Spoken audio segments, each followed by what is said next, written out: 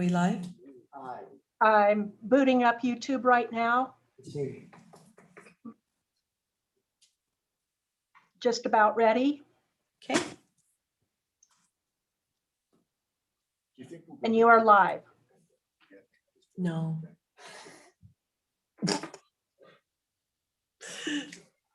Okay, welcome everyone.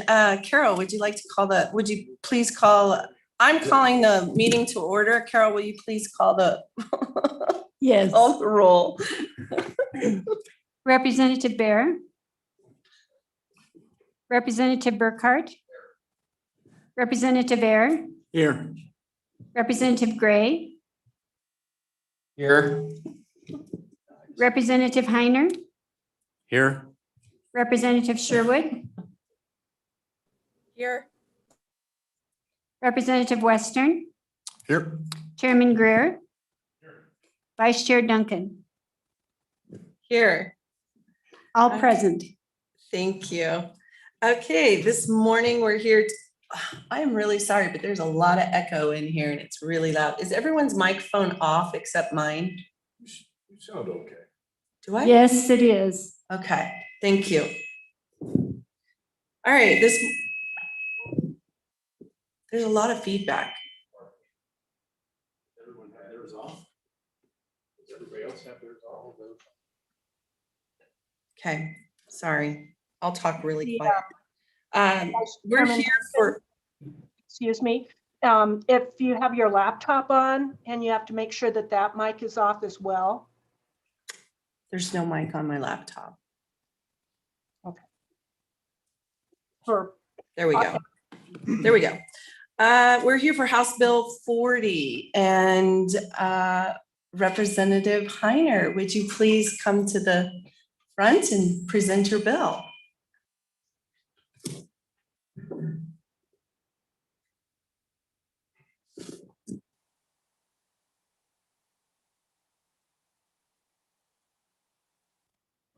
Thank you, Madam Chairperson. Appreciate that. And good morning to everyone. Thank you for the opportunity of being here. This is the industrial siding revision, House Bill 40. What it does is it provides a notification for landowners in the immediate vicinity of a large industrial facility that's being proposed. So I'm going to give you a little bit of history on the Industrial Siding Act and then explain the bill, if that's okay.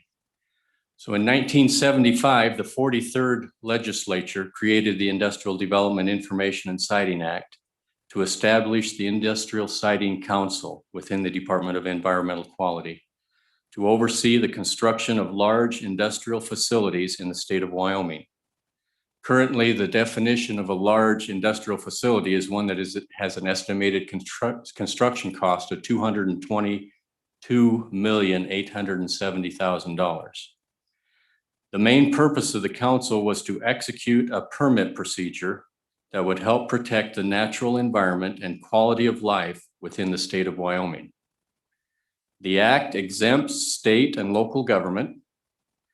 It exempts electric transmission lines less than 160,000 volts. It exempts oil and gas pipelines, oil and gas drilling, and oil and gas field processing facilities. The council consists of 7 members appointed by the governor and of course approved by the Senate. The Industrial Siding Division assesses socioeconomic and environmental impacts for companies planning major industrial developments and balances the needs of both industry and communities. Money is allocated to local governments to offset unmitigated impact costs associated with the construction of the project.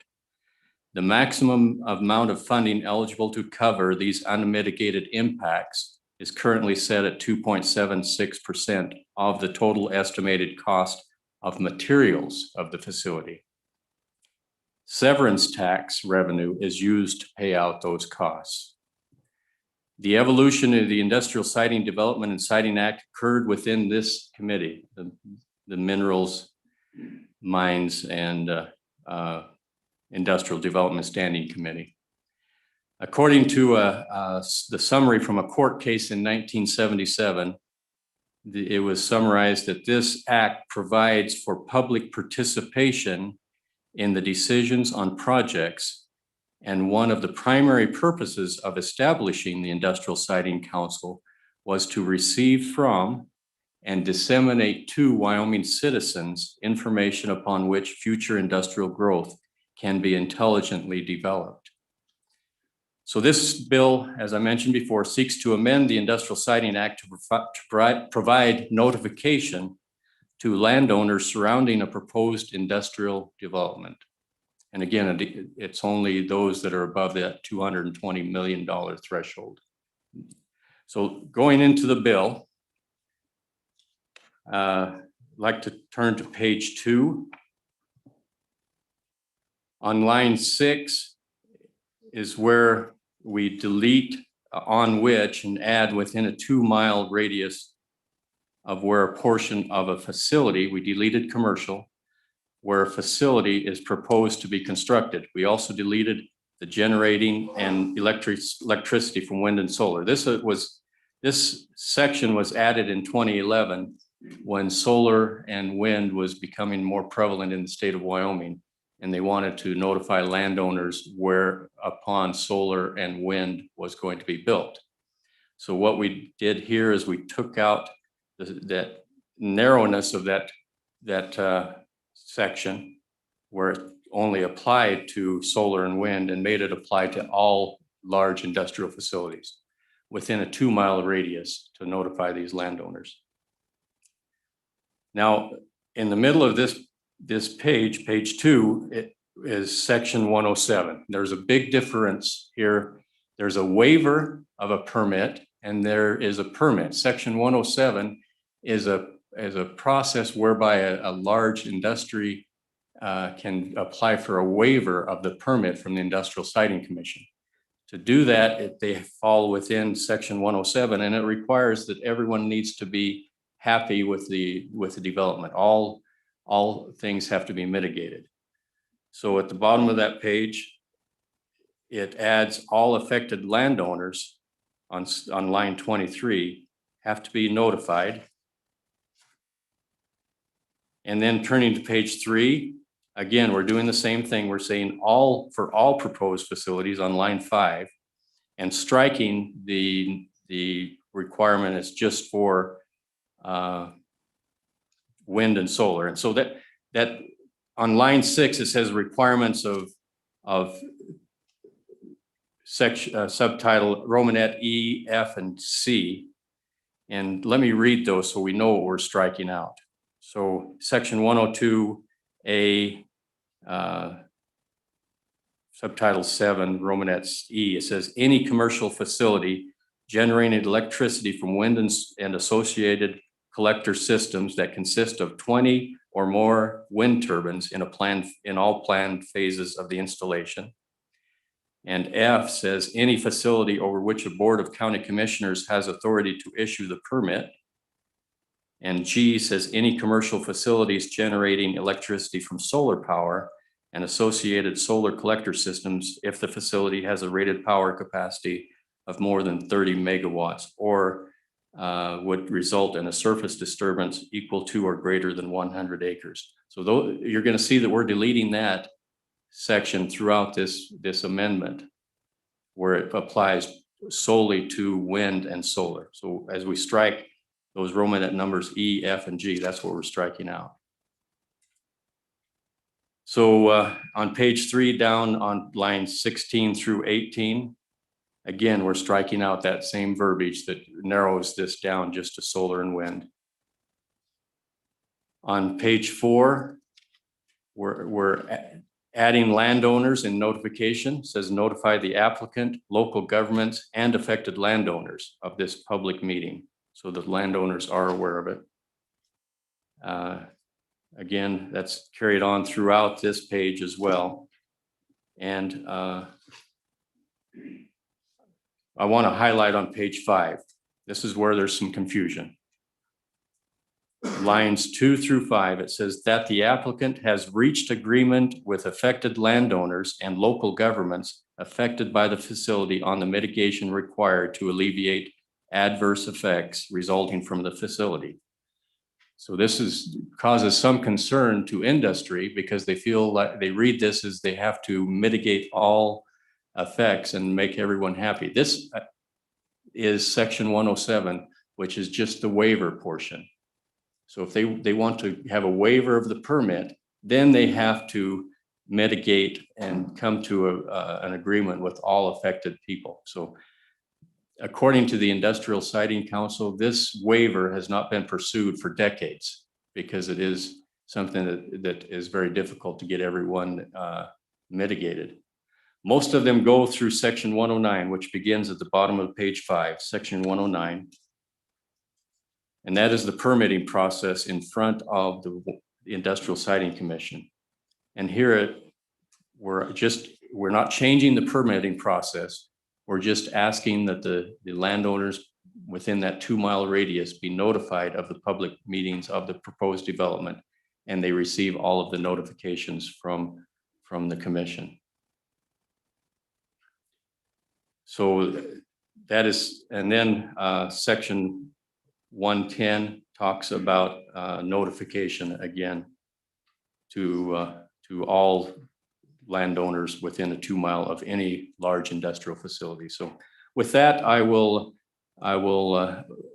open for questions, comments, but I urge you to consider this bill as an opportunity to protect the citizens of Wyoming, protect the environment, and let them be notified and be involved in any proceedings that may affect them.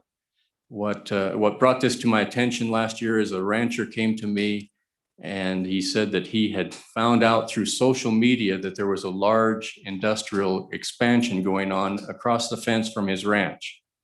And without social media, he would not have been aware of this. So he was fortunate that he found out that he could get involved in the public hearings and find out that way what was going on across the fence from his ranch. Thank you. Thank you, Representative Heiner. Chairman Greer.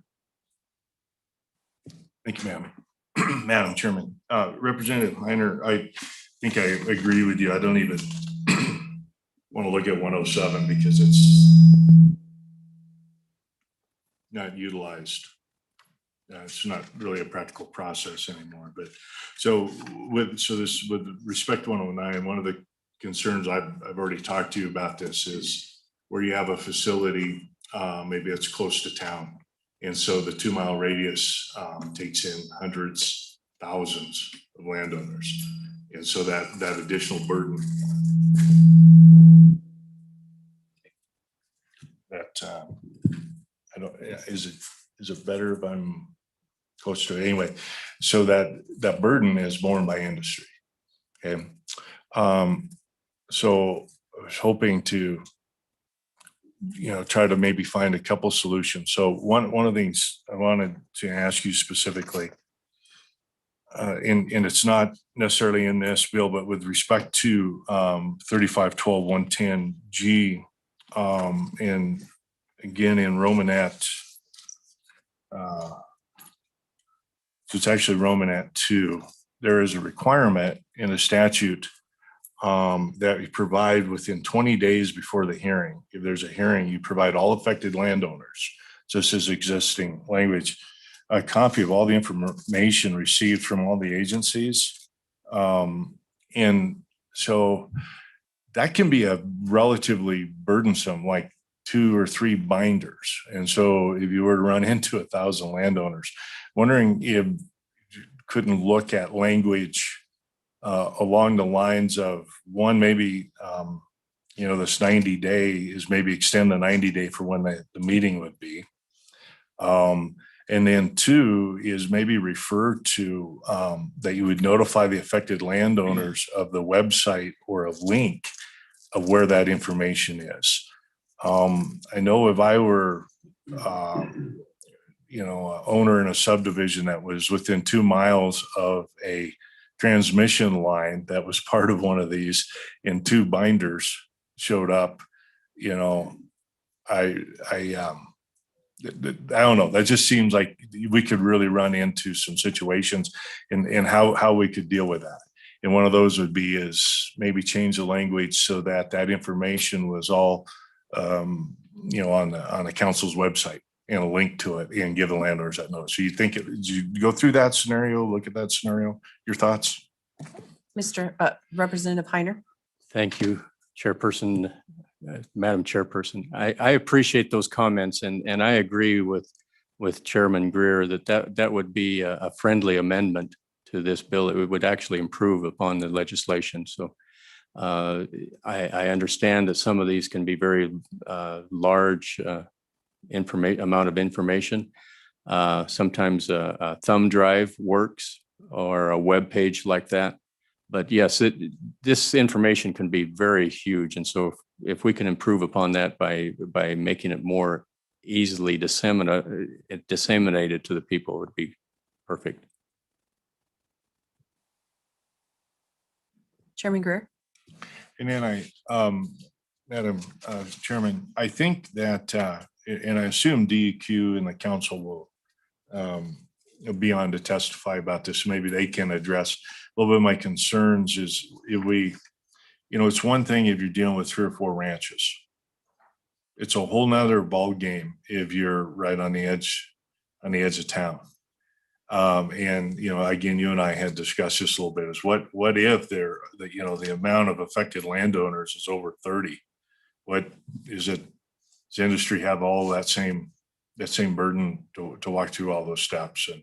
And that was probably more with 107 than 109. But again, if there were more than 100 landowners, what your thoughts on, you know, having the hearing within 90 days after the receipt of the application? I mean, there's a lot of administrative and regulatory work that would go into notifying that many landowners. A lot of work into that, I think. Representative Heiner. Thank you, Madam Chairperson and Chairman Greer. This is a conversation that we've had and also with industry involved and the siting commission, that the burden falls upon industry to make all these notifications. So the increased burden upon the siting council is not going to be is negligible, but it is a big burden for industry in those situations where you're close to a subdivision. And how that notification happens can be, I'm open for comments on that. My main concern is that notification happens so that these people can be aware of things that are going to happen in their neighborhood. So through other bills, we've debated what the proper way of notifying notification is, whether it's be through a public notice in a newspaper or through email or through registered or certified mail. That's a debate that we've had numerous times. And what's the best way? I don't know. I don't know what the best way to make those notifications are. You know, everyone doesn't read a newspaper anymore. But it does fall, maybe when, if we have some testimony from industry, they can make some comments about how big of a burden this will be upon them and whether it is a concern for them. Follow up.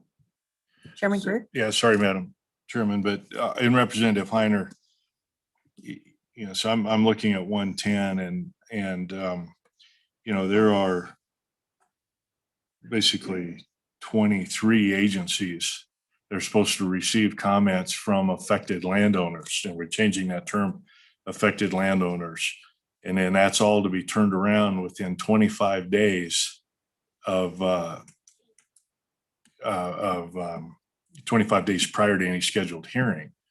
So within the 90 days, you know, these timeframes in the director of the Industrial Siting Commission has to get this stuff put together. So I'm just saying when you get over so many affected landowners, this timeframe may not work. And I don't know if we need a separate track. If you get more than 50 landowners, affected landowners or not, or do you feel it doesn't matter? If it's 3 affected landowners or 3,000, it's all the same. Representative Heiner. Thank you, Madam Chairperson. And Chairman Greer, I believe we need to have some kind of a time frame to keep the process from slowing down. And the Industrial Siting Commission goes through a lot of effort to put together one of these permits and the public comment process. So if we relax that, I'm afraid it's going to just add burden to the industry to be able to get a permit. It takes a lot longer for them.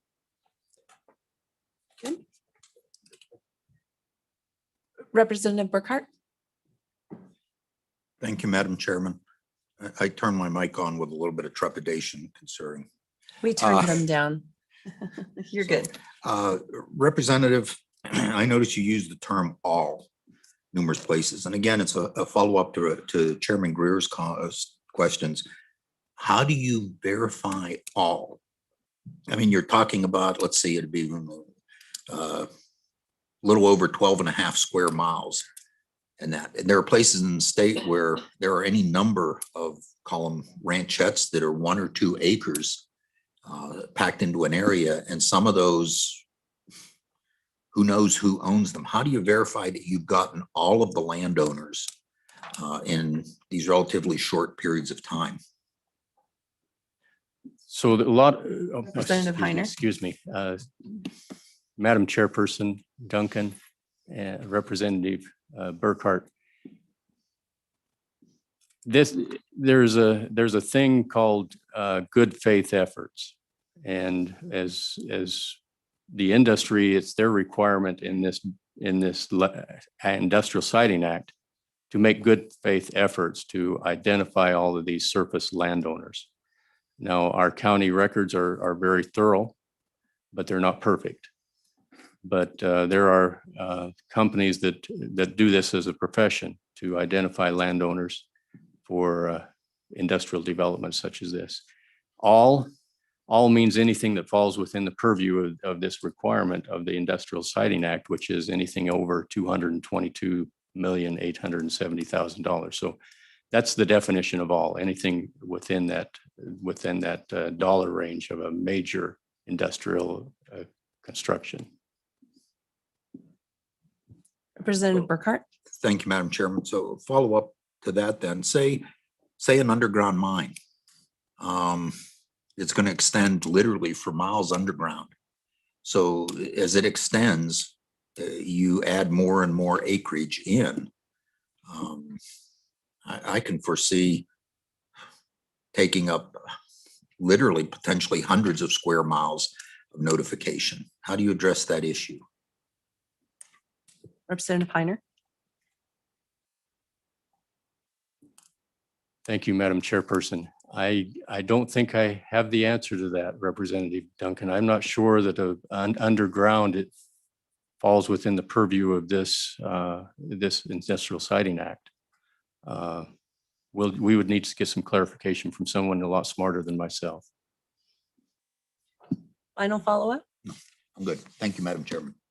Representative Bear? Thank you, Madam Chairperson. Representative Heiner, would you speak to the selection of 2 mile square radius or 2 mile radius? Is that too little, too much? Is it the sweet spot? How did you arrive at the 2 mile figure? Representative Heiner? Madam Chairperson, and Representative Iyer, thank you very much for that question. That is something that we went back and forth with the council. They originally proposed 5 miles. Some felt like 5 miles was a little bit too large. 1 mile was maybe a little bit too small. So we did the 3 bears thing. And I have no scientific evidence to say 2 miles is the sweet spot.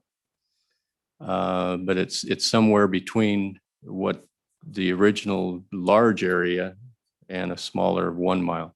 Now, if the committee believes that 2 miles is not the right spot, then that is something that we can discuss, because I have no scientific evidence to say 2 miles is the right number.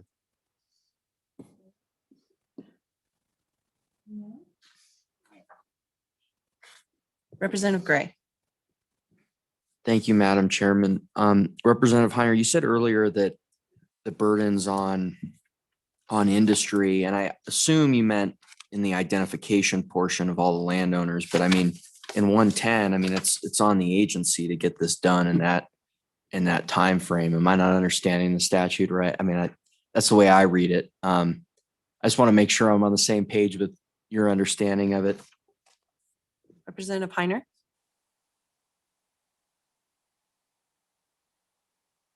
Thank you, Madam Chairperson and Representative Gray. When you look for things, you can't find them. And it's in here that the industry has to supply those names to the commission. And let me see if I can find that for you. Representative Gray? Thank you, Madam Chairman. The commission, though, still has to send them out, though. Yes, Yeah, okay. yes. Gotcha. Thank you. Representative Bear? Thank you, Madam Chairman.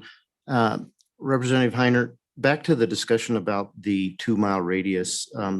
Prior to, or up until this point, we don't have any radius at all. Is that right? It was only people who are having the industrial project put on their land that would be notified. So this 2-mile radius would be new. Was there any discussion about these wind towers, exactly how far you can see them from? Representative Heiner? Thank you, Madam Chairperson and Representative Bear. The currently, no landowners have to be notified outside of the fence unless it's a solar or a wind. But there again, it's just the land that they encompass. So this 2-mile radius then recognizes that sometimes with a large industrial facility, there may be impacts outside of the fence.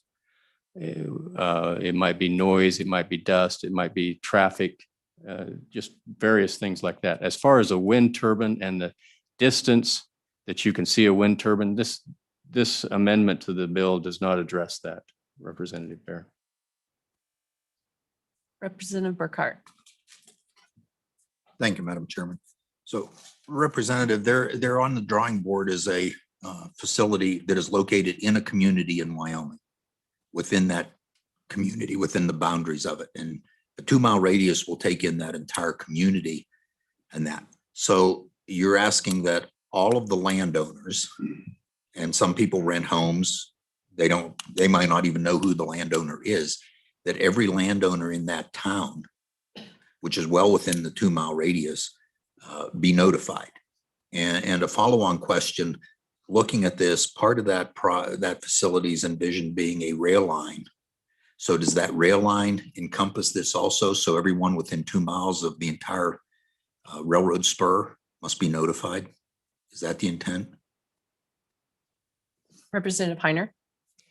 Thank you, Madam Chairperson and Co-Chair Burkhart.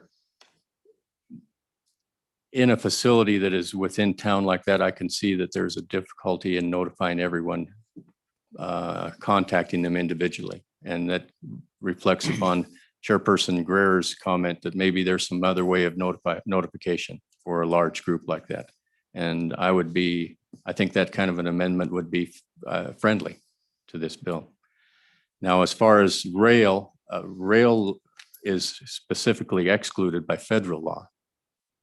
So that falls outside of this permit. Madam Chairman, thank you. Follow up. This would be a private rail line. It'll be a private spur put in specifically for the facility, which will go well over the limits on industrial siting, considering the size and extent. So it's a private rail line. It'll be tied into commercial rail. Representative Heiner? Madam Chairperson, Co-Chair Burkhart, if that rail spur is over $222 million, then it likely would fall within the purview of this. Thank you. No. Okay, anyone else? Representative Air? Thank you, Madam Chairman. Representative Heiner, in addition to establishing the 2-mile radius, the other big thing that this bill does is expand the requirement in section 109 and 110 previously it would just apply to wind and solar projects. Now it applies to all projects. Do you know why it was excluded, or why all projects were not included in the, give a history of kind of the industrial siting statutes? Why did we not include all of them before? And why do you do it now? Or do you propose to do it now? Representative Heiner. Madam Chairperson, Representative Iyer, that I do not know why it was not included. I wasn't here in 2010 and 2011. There are some individuals in this committee that were here. But I do not know why the amendment was added in 2011 to just include solar and wind and not anything else. You have a very good question. I'm sorry, I just don't have the answer, Representative Iyer.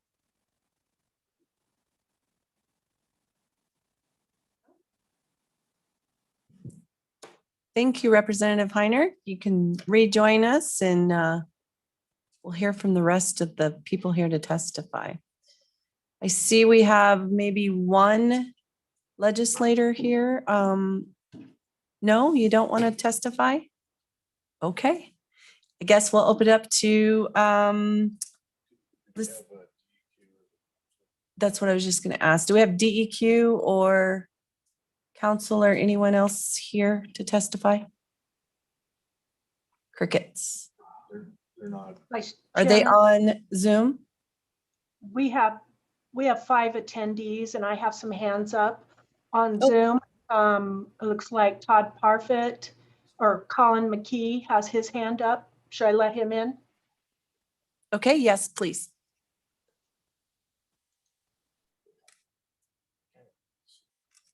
Here he comes. Yeah, I can't. Can you show us on the screen on the side who the attendees are so we know who to bring in? Yes. I'll make you a co-host, but I just let in. Oh, sorry, I don't have my computer with me. We have Nate Blauen, Richard Grant, and Tom Darren still as attendees. Okay, so currently all we're wanting are agencies to be let in. Okay. So, Okay, you have 2 that just came in. okay. So McKee and Parfit. Correct. Sorry, I'm at a disadvantage today. I didn't think about bringing my computer down. Okay, here we are. Who wants to go first? Mr. Parfit? Yeah, thank you, Madam Chair. Just to verify, you can hear me okay? We can, thank you. All right. Thank you. So Madam Chair, I'm Todd Parfit, the Director of the Department of Environmental Quality, and also here is Colin McKee, who is the Administrator for the Industrial Siting Division. For some context, I wanted to make a few remarks about the Industrial Siting Division. I think will help with the conversation. The Industrial Siting Division is our smallest division within the agency, and there are 2 full-time employees funded by 2 sources, funded by general funds and also by application fees. So where we have projects, the application fees cover costs of the staff time, other processing costs, and the costs of the council convening. And the average fee, just so you know, for an industrial siting project application is around $80,000 per application. We indicated that in the fiscal note that there would be no fiscal impact to the state, but any increased costs that might be incurred would be covered by the application fee and borne by the applicant. So what this bill does essentially, and you've had a conversation around this, is it affects the Industrial Siting Act in 2 ways. by expanding the definition of affected landowner. As has been pointed out, it would expand the affected landowner definition as it relates not only to wind and solar, but would expand it to all types of facilities. And then the other item that it does, or the second thing that it does, is landowners or affected landowners would be those where the project is on the property of the landowner. And this would be expanded to that 2-mile radius, and has been discussed. And this is one of the concerns around timing that I'll bring up, is that in some instances you're talking about in that 2-mile radius, it might be 2 or 3 landowners, and that's not all that difficult to manage. But in other instances, you might have a project that is close to a larger community. And you might be talking about hundreds to thousands of landowners for that facility. So specifically on the bill, you've talked about 107, and Representative Heiner did a nice job of providing the history there. This is the waiver of the permit application. At the end of the day, if somebody goes through the 107 process, the council would issue a permit. It's just that the application process is different or is waived, but in the end, they still get a permit. The big difference between a 107 waiver and the 109, we call them short form and the long form. The short form being the 107. We call it that because the total process by statute is 60 days. So the hearing with the council needs to be set with and held within 50 days of the application. And then a decision by the council needs to be rendered within 10 days following the hearing. So that's the short form process. The long form is the 109 process, and that's 135 days, 90 days to hold the hearing, and then 45 days for the council to render a decision.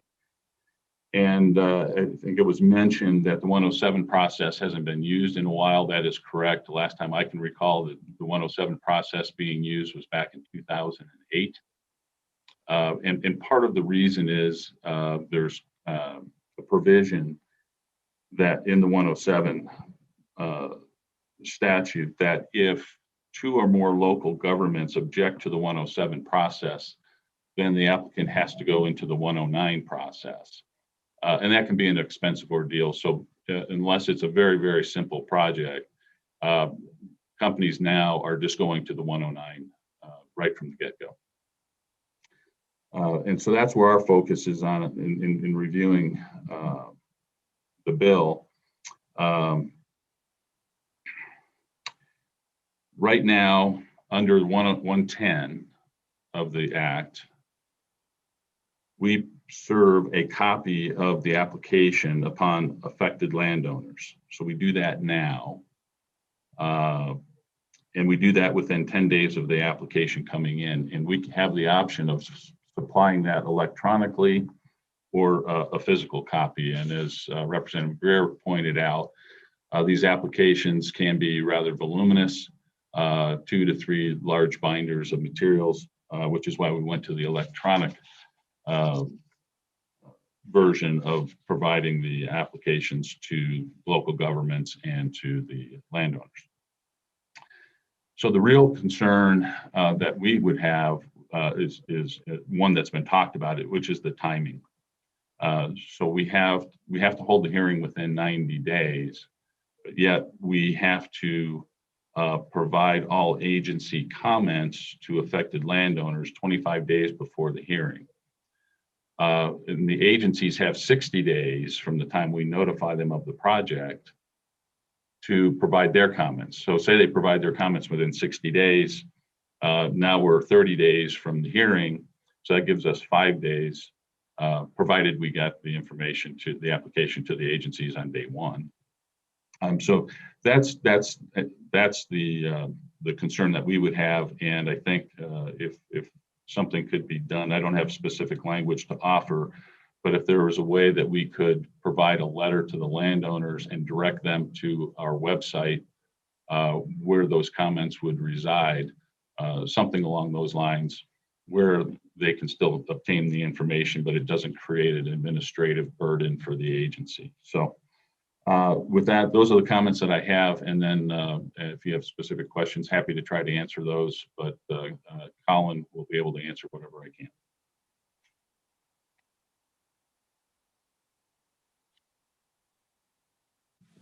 Representative Gray. Thank you, Madam Chairman. Thank you, Chairman Parfit. Thank you, Director Parfit. How many projects are going through the 109 process per year? Thank you. Director Parfit. Mr. Chairman, or Madam Chairman, sorry, and Representative Gray, right now we have about, I think we're scheduled for 6 projects this year. At the peak, we've seen in recent years anywhere from 4 to 8 projects in a given year.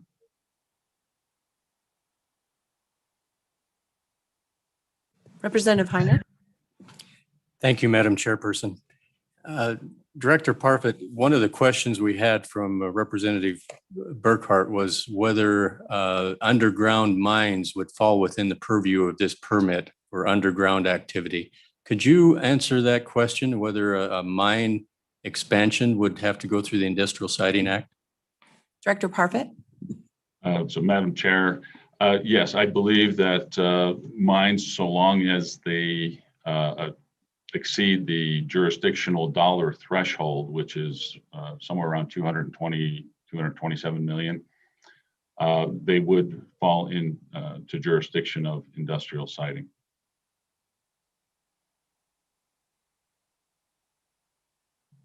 Representative Burkhart. Thank you, Madam Chairman. Director, excuse me, you indicated that you would probably have to mail out to landowners a mailing telling them then to go to the website.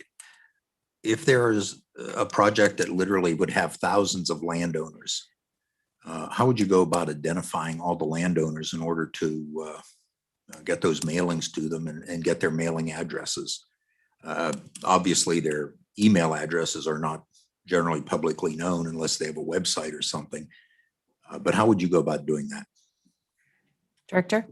So, Madam Chair, Representative Burkhart, as the bill would suggest, is that the applicant would be required to provide that information to the division, not only the names but the contact information, so that we could mail the application in the first instance to all affected landowners.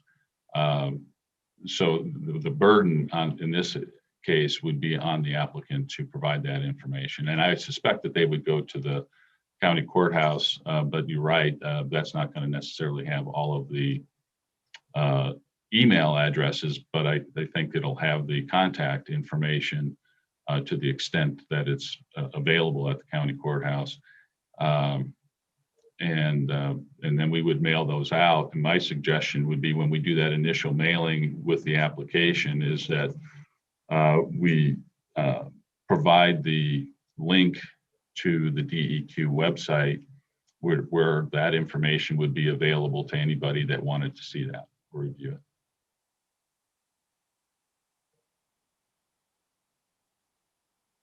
Representative Gray. Thank you, Madam Chairman. Director Parfit, we got Representative Heiner's view on what would happen if in these applications someone was missed and that was contested down the line. What's your opinion on what would happen if someone was missed and that was contested down the line? Would it just be the process was completed, therefore it's okay, it doesn't need to be redone or relooked at? And what's your opinion on that? Director.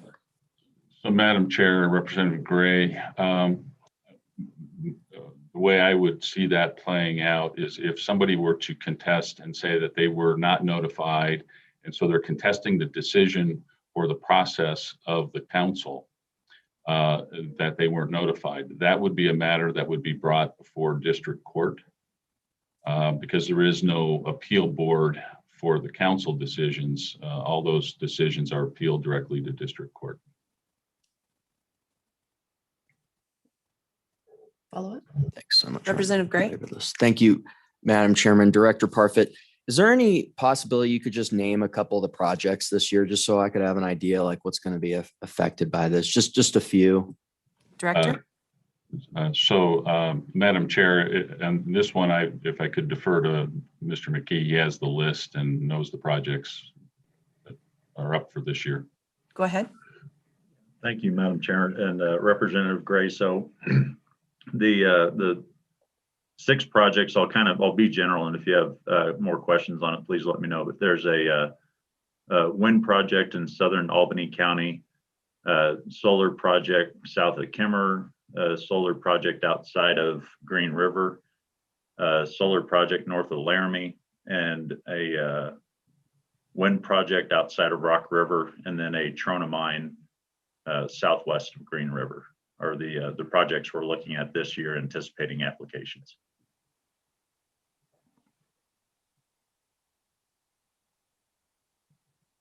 All right, thank you. Next, do we have anyone else? We don't have any other agencies, correct? No? Madam Chairman, I'm not sure who if any of these people are. If they'd raised their hand, if they're agency people, they're not raising their hand. Okay. All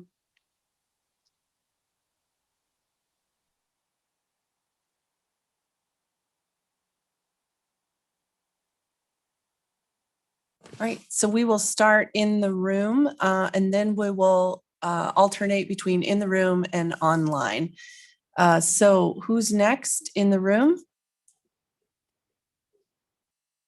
Don't all jump up at once. Go ahead.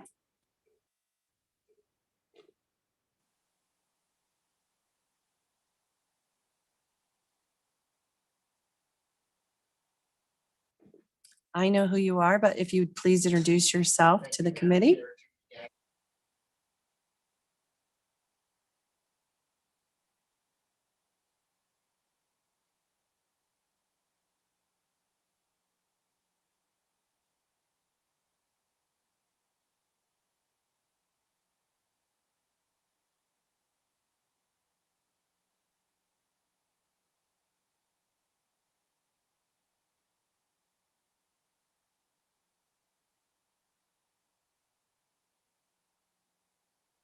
And to where the facility will be located, to those other landowners within a broader realm, whether that be 2 miles or otherwise. So as I look at the 107 process in here, I identified 4 times that all affected landowners would have to be notified.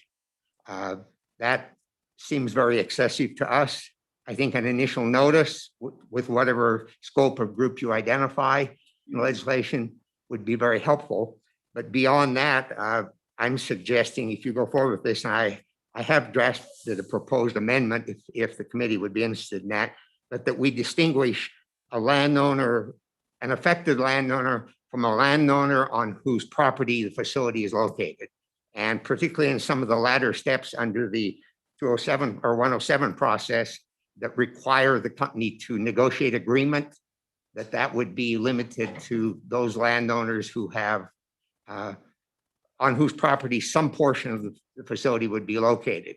And for the broader group, the 2 mile radius as the bill stands today, our suggestion would be that there be an initial notice and that after that, any of those people who want to remain engaged would have to so indicate with a response to the department, and then they would be included in the next step. But we feel that we're very concerned about broadening this so that people within a 2 mile radius all have the same interest, the same level of attention, is at risk of reducing the property rights of the landowner who's negotiated an agreement to have a facility on their property. With that, Madam Chair, I'd be happy to take any questions. Representative Heiner. Thank you, Madam Chairperson. And Mr. Magagna, we heard about some of the projects that are upcoming in this coming year, large projects, solar and wind and others. Do you think or do you feel that an affected landowner that's not actually being built upon, but those that surround that facility, would their land prices be affected if there was a large industrial facility built within say a mile or 2 miles from them? Madam Chair. Mr. Magagna. If I may even use one of those examples, because we've been very engaged in the wind tie rail project, the wind farm south in Albany County. And our concern there has been that the rights of the landowners who negotiated agreements voluntarily, nothing was required, voluntarily negotiated to have a wind farm put on their property. Their property rights are put at risk by a broader community coalition that owns property that may, for whatever reason, and I'm not demeaning those reasons, but not particularly want those facilities. And if we start down that path, we're concerned about where it ends. I mean, today it's a wind farm, and in terms of this legislation, but what's the right balance of the rights of a property owner that's doing something with their property and other adjacent or property owners? It may be that today it's a wind farm. It may be that tomorrow we have adjacent property owners who don't like to see cows on my land and they raise objections. So I just think it's important that we move forward in this case and in other cases, we define relative interests as opposed to just taking a broad group and saying they're all affected property interests. Representative Heiner. So, Mr. Magagna, under the section 107, which is a waiver of the permitting process, then those concerns have to be recognized and mitigated. But under the section 109 permit process, then the Industrial Siting Commission, they have to decide what kind of mitigation needs to be made. So are you talking specifically about the 107 process that needs to be separated, or for the 109 as well? Mr. Magagna. Madam Chair, Representative Heiner, our preference would be that the separating the types of landowners be done throughout both sections. Some of the other specifics in terms of 107 that I've raised is that, you know, they all be notified. Maybe the company, those who have concerns, sign up. The company has to meet with them, be willing to look at those concerns. But I think there's language in 107 that says that the company would have to indicate that they have mitigated all concerns. That's making a pretty broad assumption that all of the concerns that are expressed are necessarily justified concerns. So there we would distinguish the landowners on whose land facility is located from the other landowners. But even in 109, our preference would be that we, at least through the language that's used, recognize that there are landowners who deem themselves to be affected, and then there are landowners who are clearly affected because they've allowed this facility to come onto their land.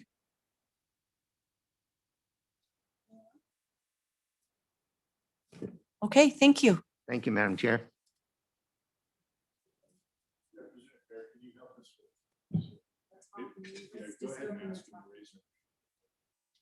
Can you please raise your hand online for those who would like to go next? So who's Richard Garrett? Would you please let that person in? I know. Madam Chairman, here he comes. We're distance blind here at the chair. Hang on. He's coming in. Okay, Okay, can you? hopefully you can all hear me. We can. Go ahead. All right, good morning, Madam Chair, members of the committee. My name is Richard Grant. I'm a landowner in southwest Converse County, as well as a commissioner for Converse County. I would like to speak against this bill. If we look at this bill and requiring a 2-mile radius. As a local government, as a Converse County Commissioner, we have a process that was given to us through statute to help us develop guidelines and a permitting process for both wind and solar. Through that process, that permit requires many of the same requirements that the industrial siting has. The one caveat, though, we do not require those applicants to come in and do a detailed report on many of those same requirements that the industrial siting has. For instance, the wildlife issues and economic issues. We accept those as they present them to industrial siting. But many of the public notices and hearings that we have to approve a permit at a county level are the same as those that are required through industrial siting. And so when we look at whether it's the 107 or the 109, and we have additional 2-mile radius with all of the individual landowners that may be affected, it puts a great amount of pressure and time involved to make these things happen. I get it that there are people out there that need to have their voice heard and some concerns about those that do not like wind or solar. But what this bill does is it places it on every industrial siting project that could happen within a given area of your county.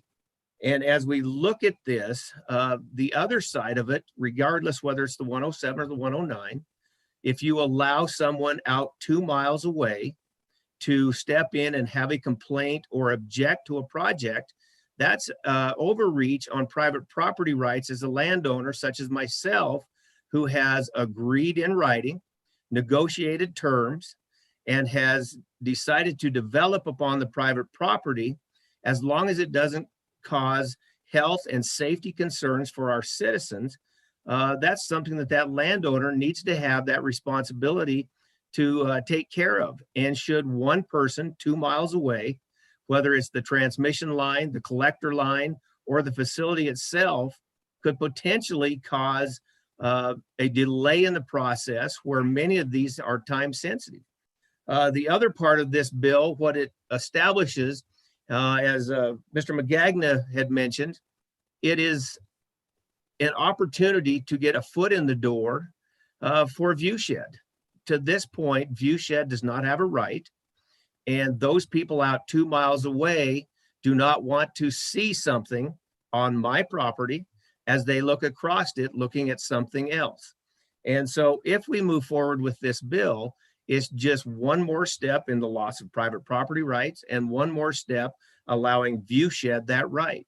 And I understand there are people that don't like industrial development within the site of their homes. That's part of why we live in Wyoming. We like our open spaces, yet we continue to thrive and do what is needed for the best of the people in our county and our state. And with that, I would strongly suggest that the language in it is not appropriate for what we're trying to do. It affects all industrial activity and development. I think the affected landowner, as Mr. Magagna stated, is the landowner with the development. And maybe we reach to the adjacent landowner for comment and not reach out 2 miles. With that, I would stand for any questions. Thank you. Representative Burkhart. Thank you, Madam Chairman. Commissioner Grant, is it fair to say that the only way some people may be able to stay on their land, say some ranchers that have had the land for years, is to allow a development like a wind farm or something like that, that's their way to stay on the land and keep the ranch? Mr. Grant. Madam Chair, Representative, many in today's society have multiple revenues coming to their lands, or coming off of their lands, I guess, to their operations. With the mineral development and all that's happened in this great state, yes, there are a few landowners who look towards opportunities to help them develop and create additional revenues so that at some point they can bring family members back, continue to do their operation that has been in their family for over 100 years, without loss of property, having to sell to either a neighbor or a developer, which then gets scattered with small ranchettes or divided into cabin tracts, whatever it may be. But yes, this is an opportunity, whether it's solar or wind or whatever the next form of energy that may show up on their property. It all plays an effect in how we produce and keep producing what this country needs, and that is food to feed this country and an opportunity for us to maintain our lifestyle. Representative Bear?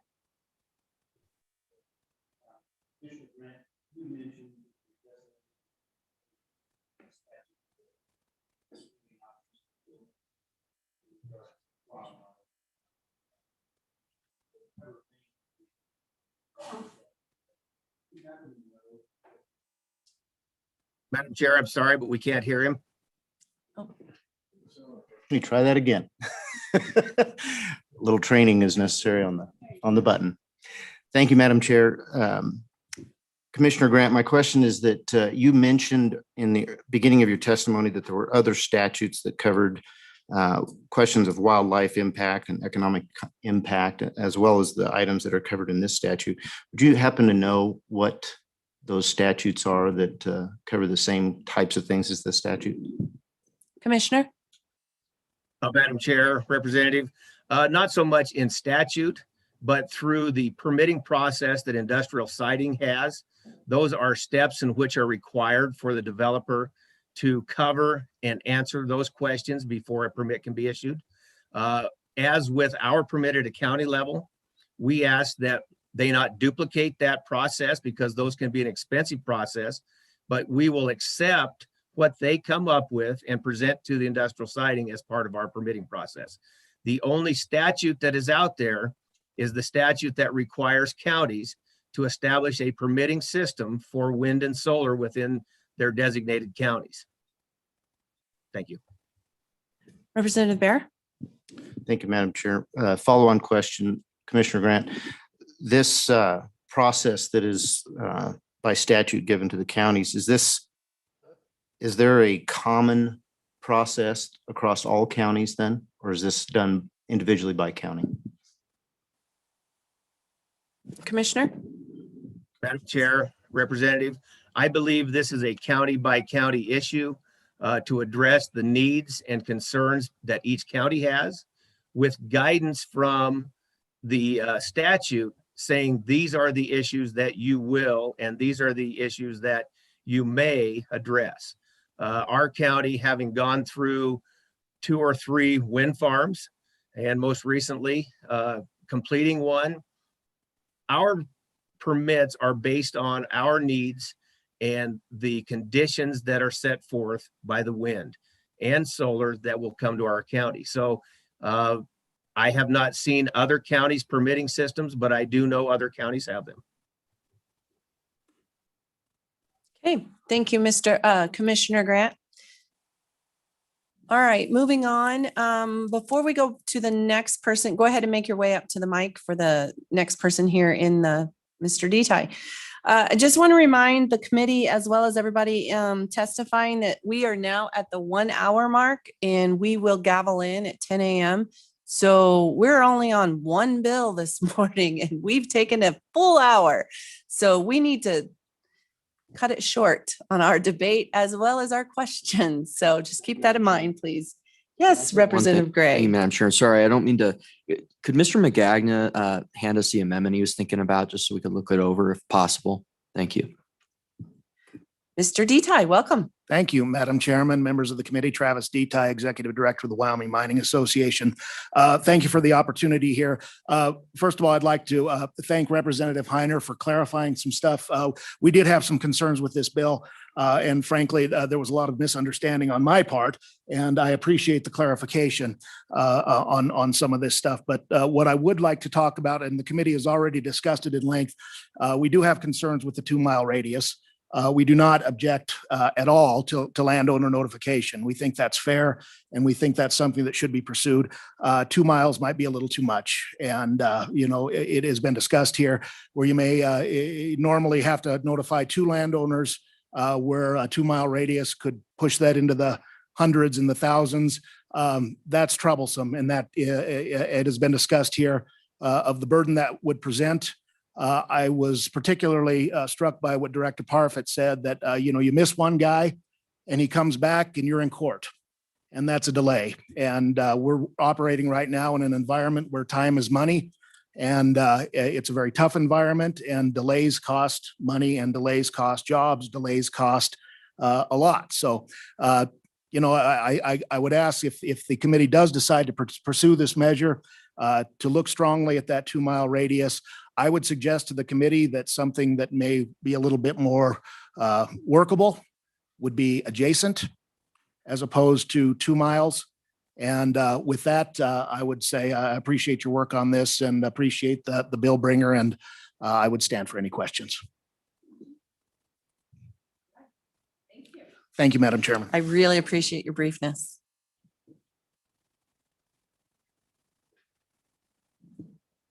Ms. Levine. Good morning, Madam Chairwoman Duncan, members of the committee. I almost said Mr. Chairman.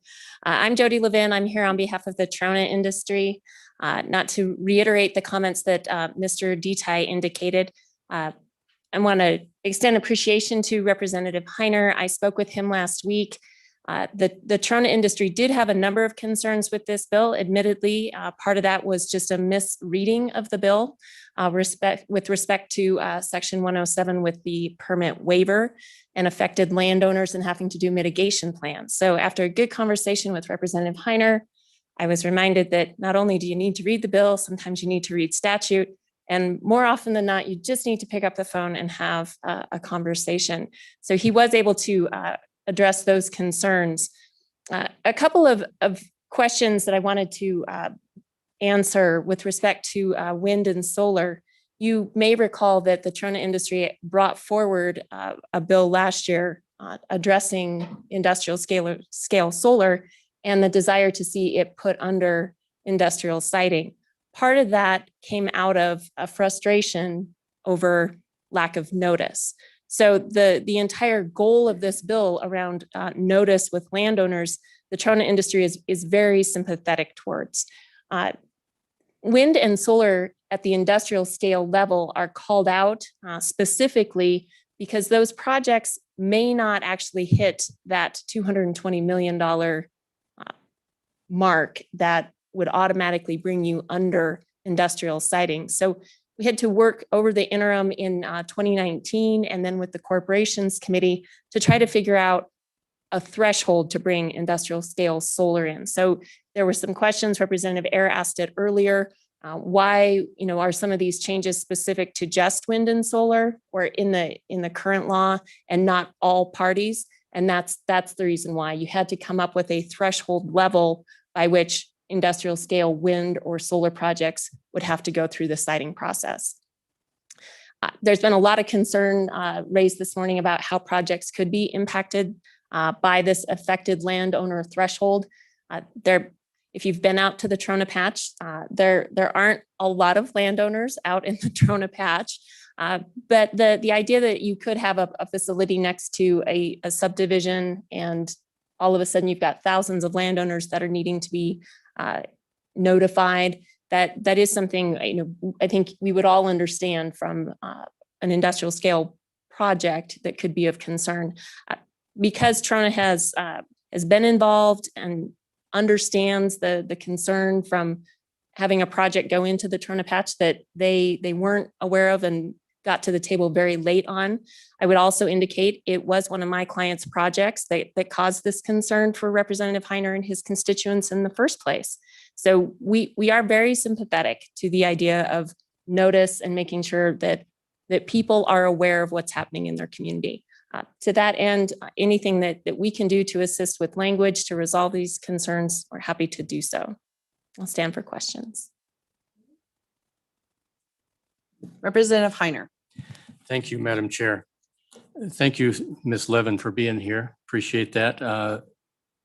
We heard from Mr. Collins that there are a number of solar projects in Southwest Wyoming where your Trona mines are at, proposed solar projects.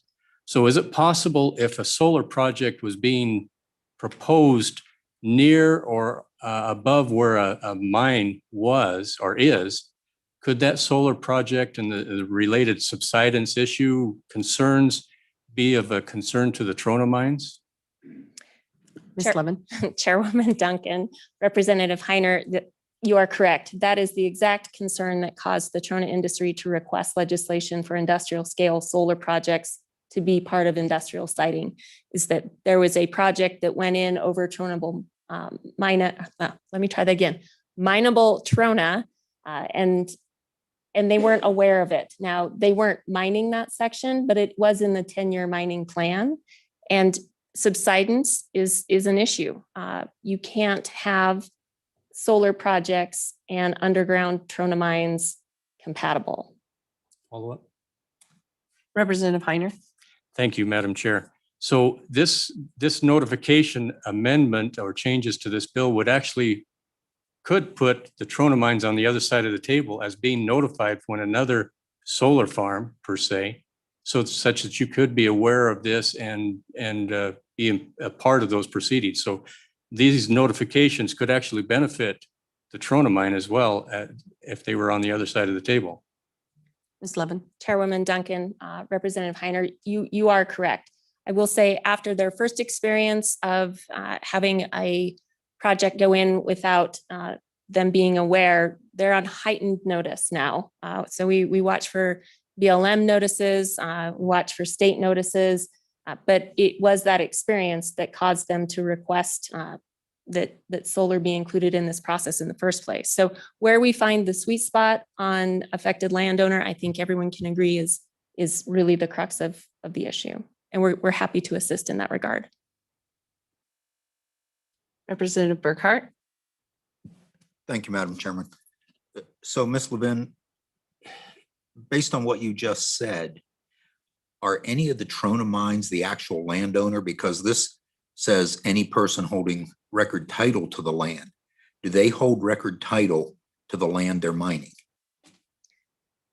Mr. Chair, let's try this again. Chairwoman Ms. Levin. Duncan, I'm just sitting right in front of Chairman Greer, so it's very hard for me. Chairwoman Duncan, Representative Burkhart, they do not hold title to the land they are mining. However, some of them do own title to the specific land where the plant is located. Follow up. Okay, thank you. Thank you. We'll go online real quick to, I believe it's Murdoch. Miss Murdoch, I believe. And here that person come. Thank you.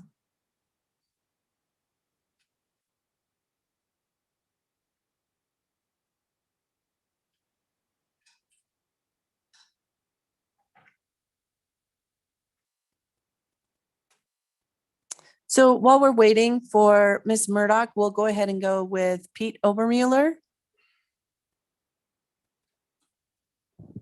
Sorry, Madam Chairman, I didn't mean to cut in Nope. line there. I just was trying to. No, save a that's bit of okay, time. because time is money.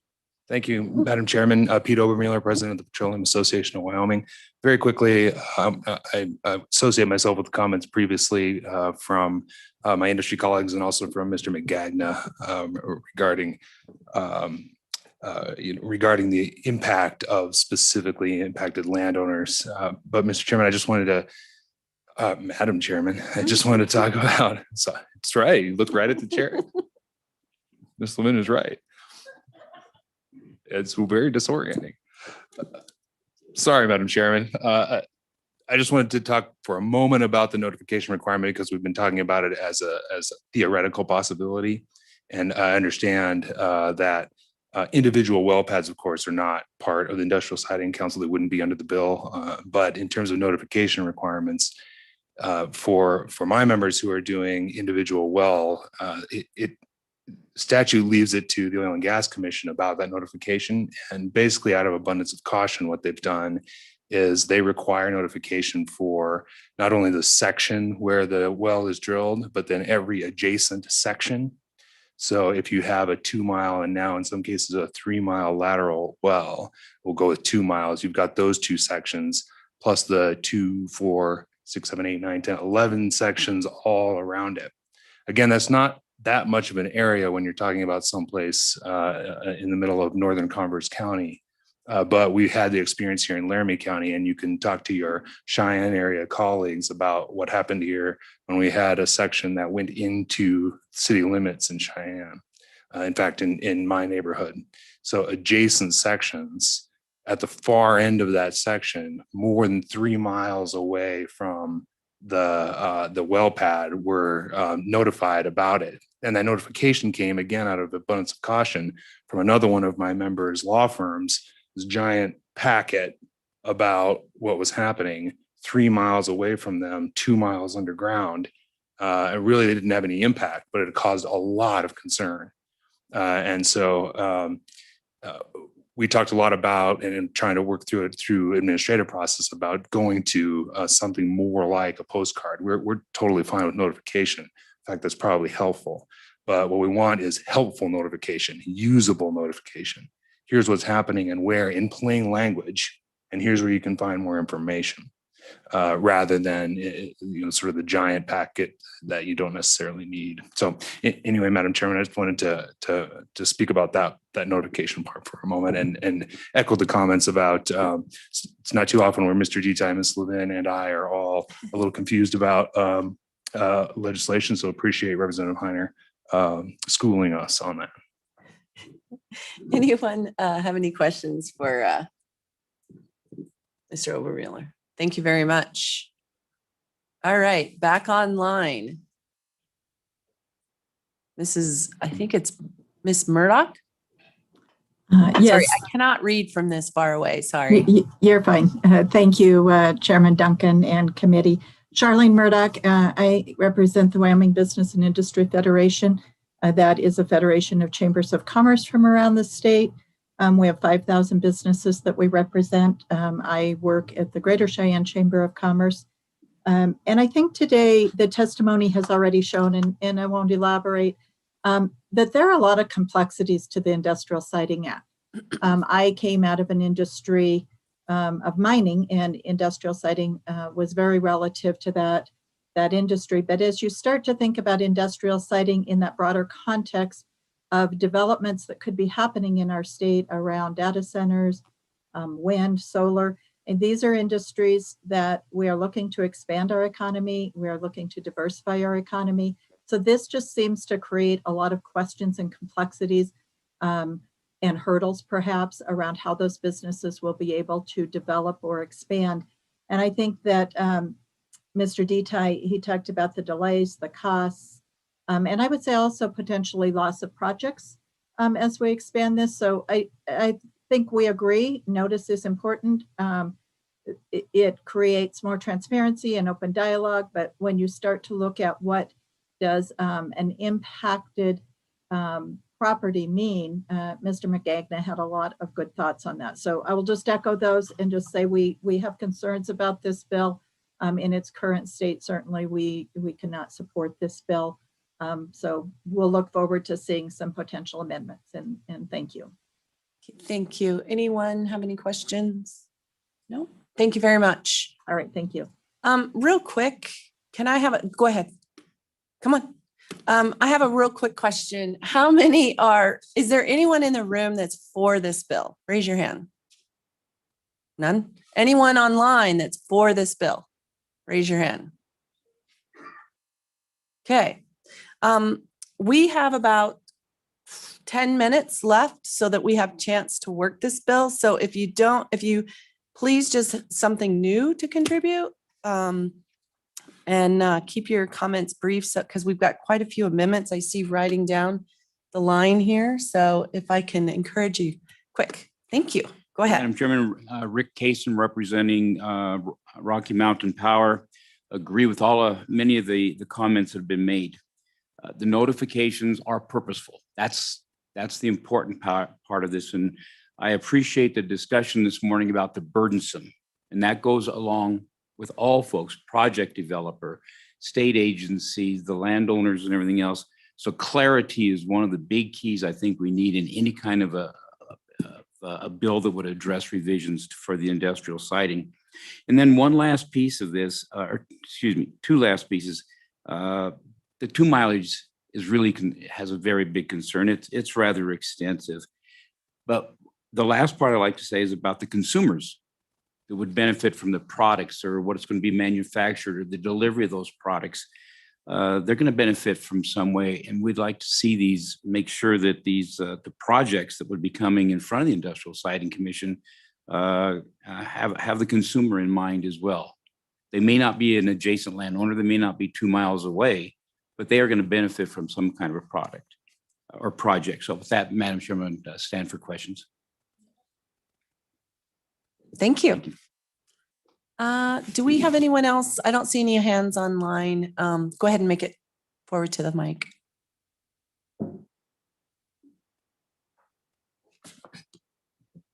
Go ahead. Madam Chairman and committee, my name is Stephanie Kessler and I'm with the Wyoming Outdoor Council.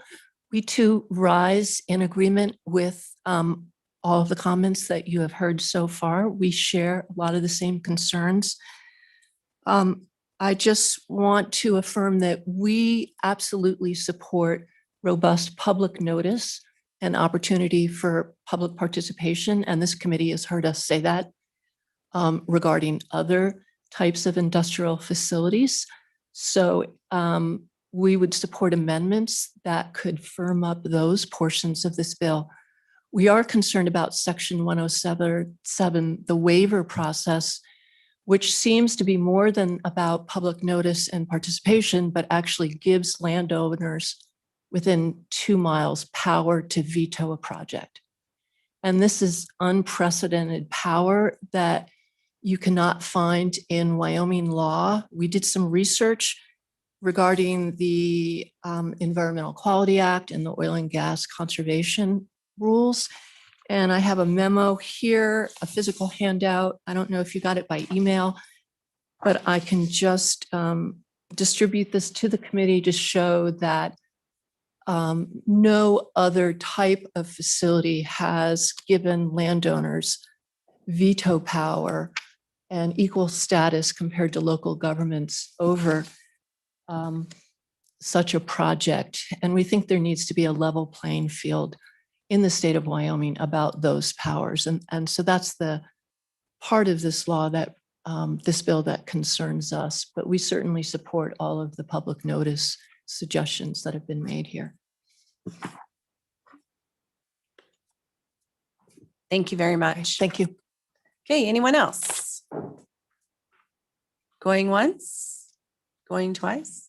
Okay, we're closing public testimony. Thank you. Committee, what's your pleasure?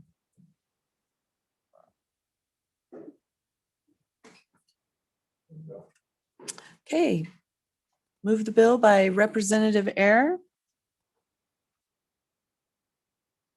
Any seconds? Second by Bear, Representative Bear, sorry. Okay, any discussions?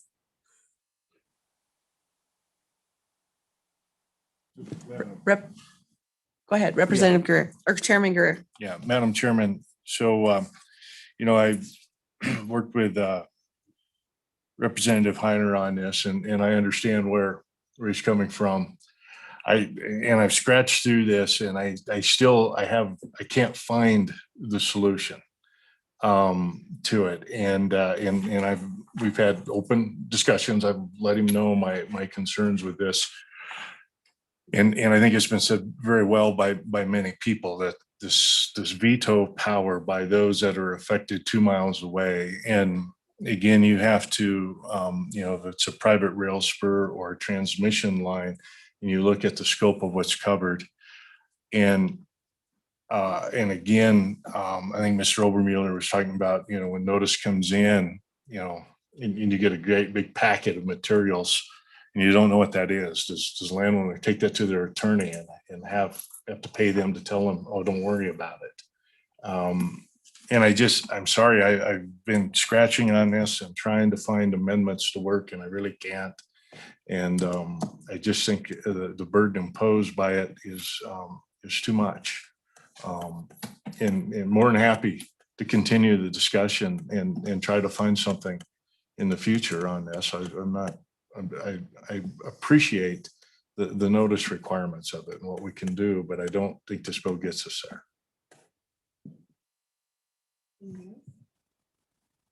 Representative Heiner. Thank you, Madam Chair. We've had a lot of testimony here about the permitting process. But we need to remember that this is just a notification process that we're changing. We're not changing the permitting process of the Industrial Siting Act. The ultimate decision is up to the members of the council under the Section 109. And that remains with the council. That's why they're appointed by the governor to make those decisions. This only changes the notification process such that it gives citizens an opportunity to be aware of what's going on in their vicinity. So, you know, there's a lot of confusion about what would be changed on this permitting process, and we're not seeking to change any of that. It's still up to the Industrial Siting Commission to make those decisions. All we're doing is letting more people come to the table that their voices may be heard. Thank you. Representative Bear. Thank you, Madam Chairman.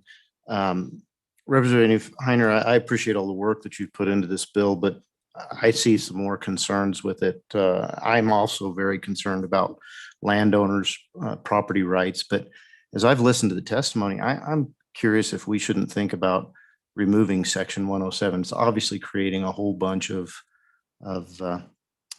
controversy, and yet it's confusing and it doesn't seem to be used by industry. So I'm going to suggest that we take this into the interim and work it a little bit more, and maybe we should get rid of 107. Thank you.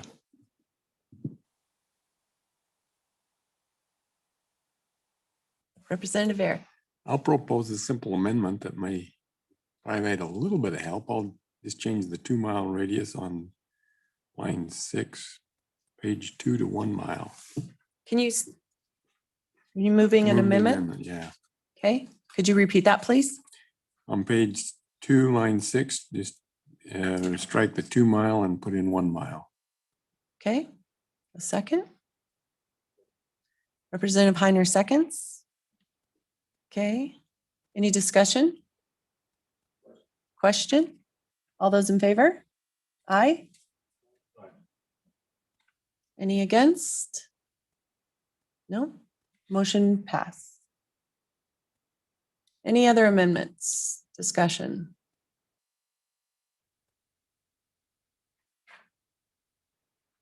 No? I'll bring mine on if it passes. So we just had question on the bill. Carol? Representative Bear, No. Representative Burkhart, No. Representative Air, Representative Gray,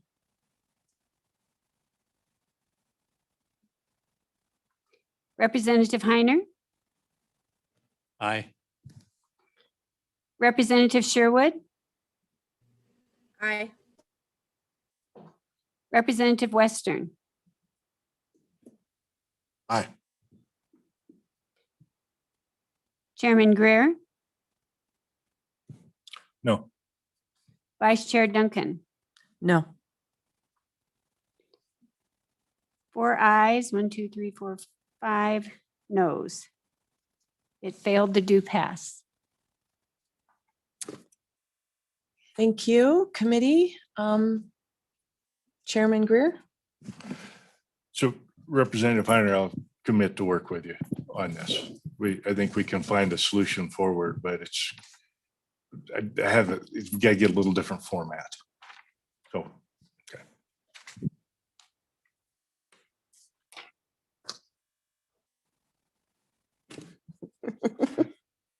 I guess we're adjourned. We will see you Wednesday. Couple housekeeping, please, if I may. Go ahead. Okay, just so that you know, the statutes are behind this computer door.